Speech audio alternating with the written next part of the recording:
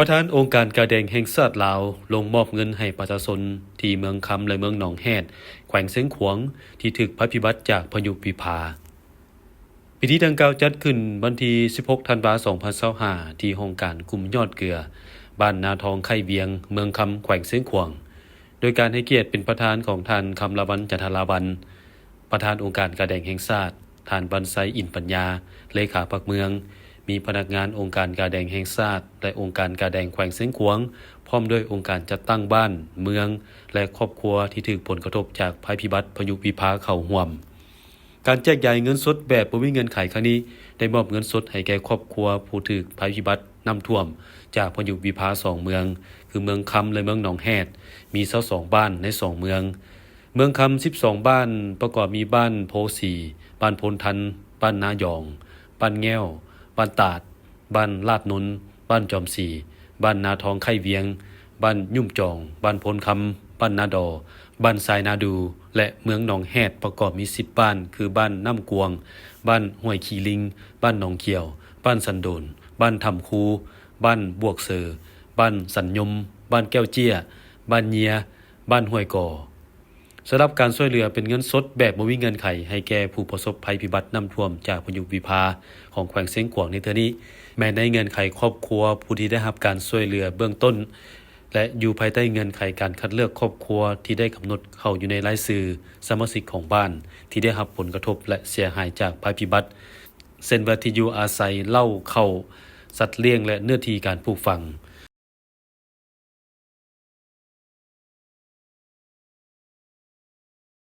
ปี2025เมืองคำก็เป็นเมืองหนึ่งที่ได้รับผลกระทบจากพายุวิภาซึ่งว่ามีหลายบ้านที่ได้รับผลกระทบพวกเขาก็ได้ช่วยเหลือบรรเทาทุกข์เบื้องต้นไปแล้วมหดมื้อนี้องค์การกาแดงแห่งชาติลาวได้มาสมทบกับคณะภาคองค์การปกครองเมืองเพื่อแจกจ่ายเงินสดเพื่อบรรเทาทุกข์เบื้องต้นการเก็บกำข้อมูลในการสดเชยในการช่วยเหลือบรรเทาทุกข์เบื้องต้นนี้พวกเขาก็สมทบกับอำนาจการปกครอง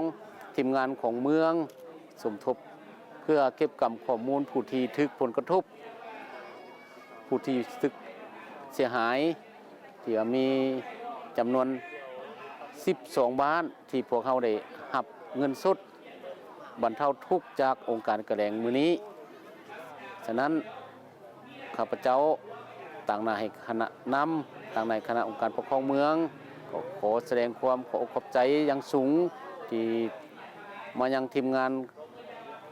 องค์การกระแดงแห่งชาติลาวที่ได้ระดมทุนมาช่วยบรรเทาทุกข์ให้พ่อแม่ประชาชนอยู่เมืองคำของพวกเราในครั้งนี้ขอขอบใจนำทีมงานขององค์การกระแดงแห่งชาติลาวองค์การกระแดงแขวง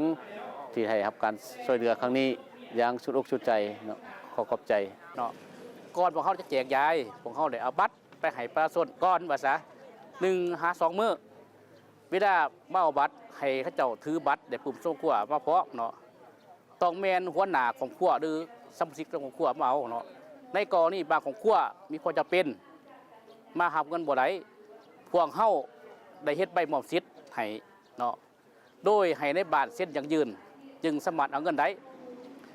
การแจกจ่ายเงินสดครั้งนี้พวกเฮาได้แจกฮอดมือประชาชนเนาะ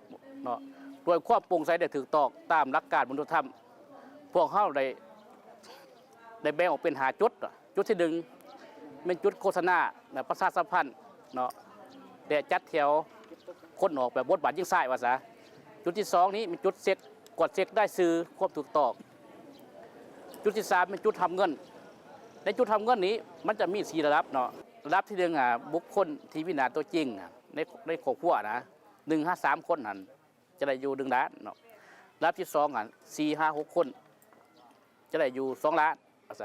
ระดับที่3 7 คน9 คนจะได้อยู่3 ล้านระดับที่4มัน10 คนขึ้นไปว่าซะพวกเขาจะให้อยู่3 ล้าน4จุดที่4นี่มันจุดตรวจเก็บบัตรแต่ถ่ายรูปจุดที่5เป็นจุดสัมผัส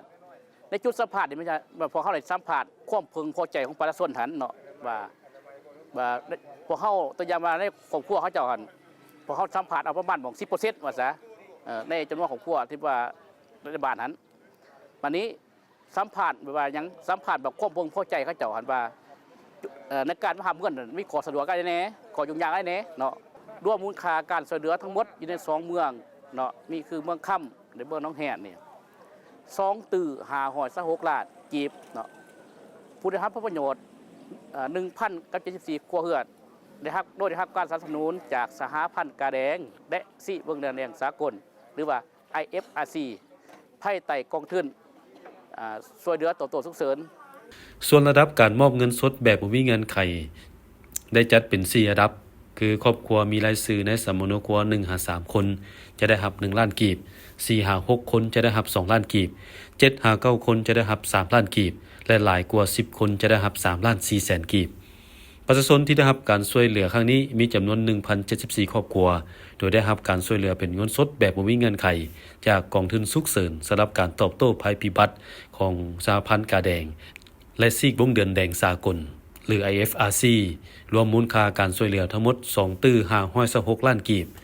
การช่วยเหลือบรรเทาทุกข์ด้วยเงินสดแบบบ่มีเงื่อนไขครั้งนี้เป็นการช่วยเหลือเพียงครั้งเดียวเพื่อบรรเทาทุกข์ให้แก่ประชาชนที่ได้รับผลกระทบจากพายุวิภาที่เกิดขึ้นในเดือนสิงหาคมผ่านมา